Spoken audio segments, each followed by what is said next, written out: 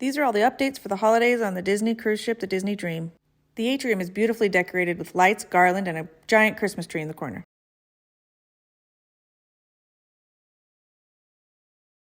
There's also decorations in the hallways and in the main dining rooms. And let's not forget the many incredible Christmas trees all over the ship. This is one of my favorites. Then there's the gigantic gingerbread house that could fit like all the kids in the ship inside as a playroom. The entire outside is edible and it took an entire week to build.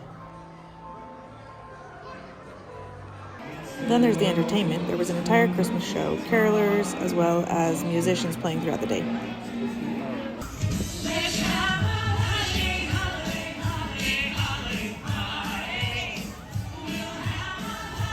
Characters were also dressed up in their holiday gear. This is Belle in her Christmas dress.